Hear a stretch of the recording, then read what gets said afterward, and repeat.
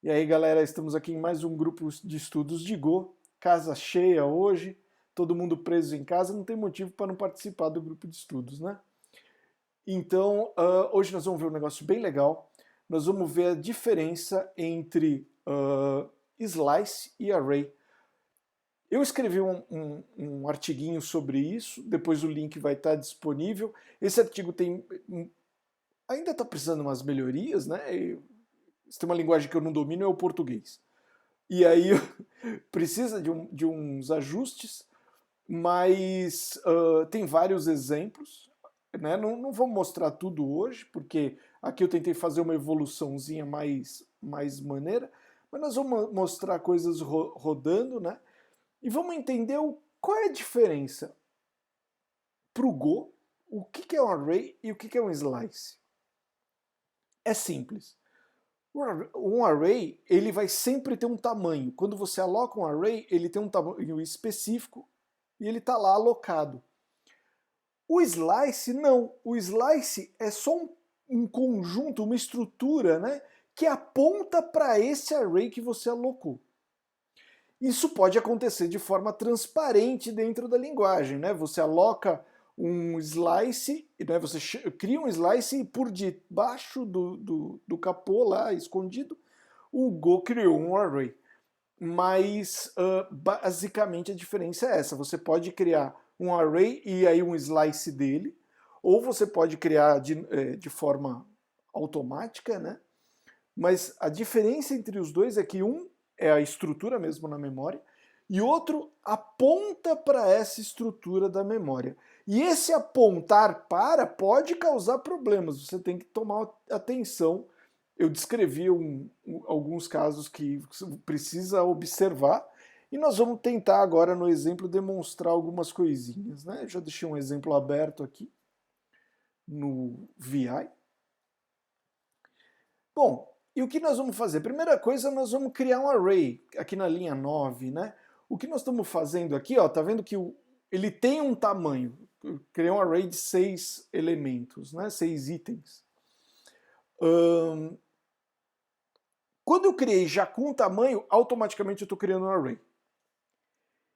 Em seguida, eu criei um slice, que eu chamei de S, apontando para esse array.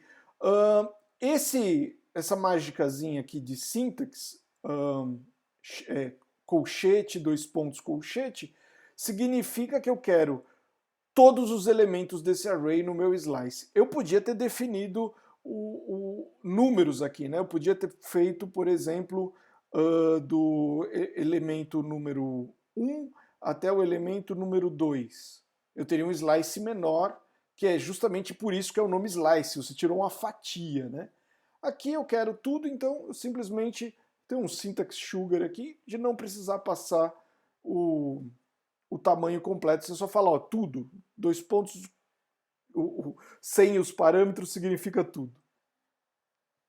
Bom, aí a gente printou aqui na tela o A e o S, e por enquanto eles vão ter o mesmo conteúdo, porque a gente não fez operação nenhuma com eles, então o A vai simplesmente printar o conteúdo aqui do terceiro elemento, e aliás, na verdade do quarto, né, porque a contagem começa em 0. Eu não sei como eu ainda erro isso depois de tantos anos. E uma curiosidade, né? O primeiro livro de C tinha um capítulo 0. Bom, e ele vai printar também o slice igualzinho, porque o slice é só um ponteiro pro array. Aí aqui em seguida, a gente vai fazer uma alteração usando o slice, né? S na linha 20, S, o quarto item, ID 3. A gente vai mudar para array. Em vez de um conjunto de palavras, uma coleção de palavras, vai ser eu estou trocando a palavra coleção por array. E o conteúdo vai continuar igual. Por quê? Porque eu não fiz mudança de quantidade de itens. Eu só mudei um item. O tamanho do array continua o mesmo. Aí aqui na linha 26 eu estou fazendo um append em S. Né? Eu estou pegando o S, estou dando um append. O que o Go vai fazer? Quando você dá um append num array, o Go cria um novo array e copia o conteúdo antigo para lá.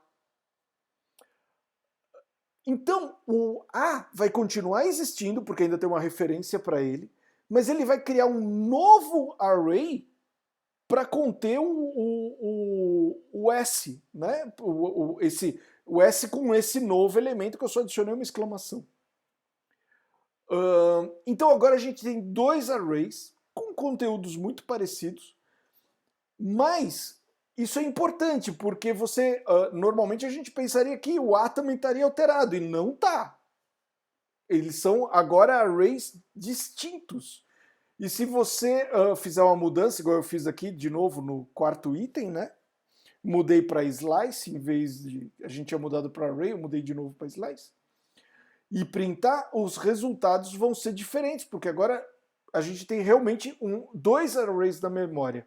Um criado explicitamente, que é o apontado por A, e outro criado de forma implícita, que está sendo apontado por S. Vamos fazer isso rodar e provar que eu não estou maluco? O que eu alterei do código? Acho que nada. Go run main.go. Olha lá, né? Então, primeira etapa, tá tudo igual, né? O quarto item lá, apontado pelo ID 3, é a palavra coleção.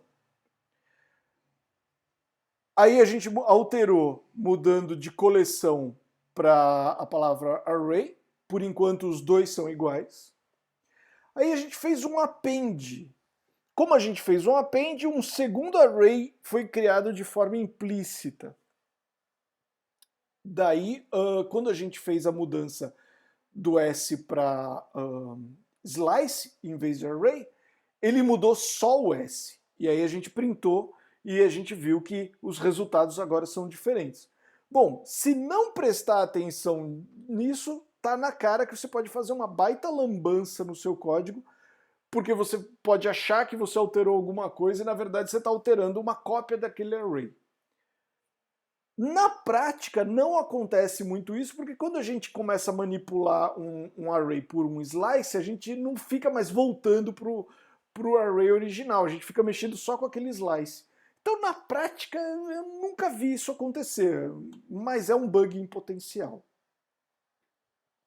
No artigo, eu expliquei um pouquinho mais sobre buffers e sobre, enfim, duas funções muito úteis que o array tem, que o slice tem, na verdade, que é a len e a...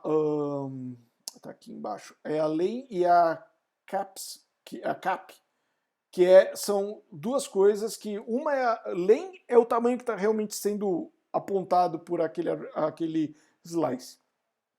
E a cap é a capacidade que o array tem por trás, né?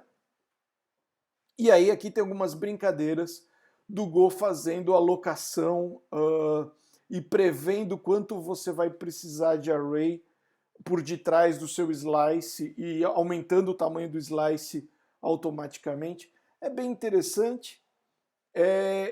Enfim, tem algumas coisas que valem a pena, porque, por exemplo, se você já sabe o tamanho do array, vamos supor que você vai processar uma quantidade grande de dados, você vai ficar manipulando eles, mas você já sabe o tamanho total. Vale a pena você alocar de cara a quantidade total que você vai precisar. Por quê? Porque se você alocar a quantidade total e aí ficar brincando com o slice são só ponteiros. Então é muito barato, em termos de processamento, fazer manipulação usando só ponteiros, do que você ficar alocando memória toda vez. Enfim, você ganha muita velocidade se você só brincar de manipular, alocar tudo de uma vez e só brincar de manipular depois. Muito melhor do que ficar dando append. Append é custoso, principalmente em looping, né? Mas enfim, é isso. Agora nós vamos voltar para o bate-papo, porque hoje a gente já falou de tudo, a gente já falou de desde retrocomputação, falamos de C, falamos de Perl, e vamos continuar no nosso bate-papo, mas tudo offline para o pessoal ter liberdade de falar besteira à vontade. Quem fala besteira e grava sou só eu e passa vergonha em público. E é isso, galera. Até semana que vem.